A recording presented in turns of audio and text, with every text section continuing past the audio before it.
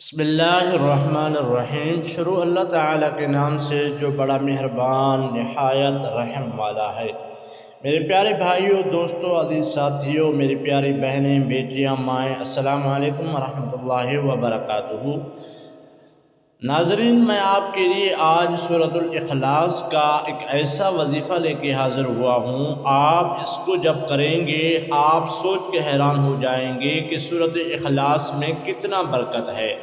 سورۃ اخلاص میں اللہ تعالیٰ کی وحدانیت کا ذکر ہے، اور اس میں اللہ تعالیٰ کی ذات کا صفات ہے، اور اللہ تعالیٰ کی ذات اس میں بتا رہے ہیں کہ اللہ تعالیٰ کی ذات وہ ذات ہے جس کا نہ باپ ہے، نہ ماں ہے، نہ کسی نے جنا، نہ کسی سے جنا گیا، یعنی ہر چیز سے پاک بے عیب رب العالمین ہے۔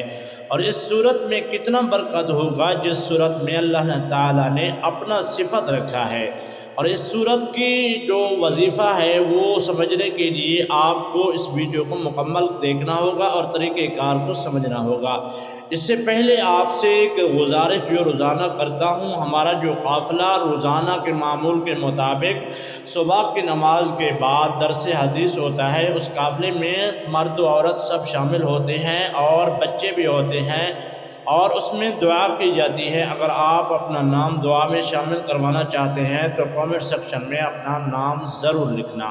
اور اس کے ساتھ ساتھ ایک چھوٹی سی گزارش ہے، اگر آپ کو ویڈیو یہ پسند آئے تو چینل کو سبسکرائب لازم کر کے جانا، ویڈیو کو لازم لائک کر دینا، اور اس کو دوستوں کے ساتھ بھی شیئر کرنا۔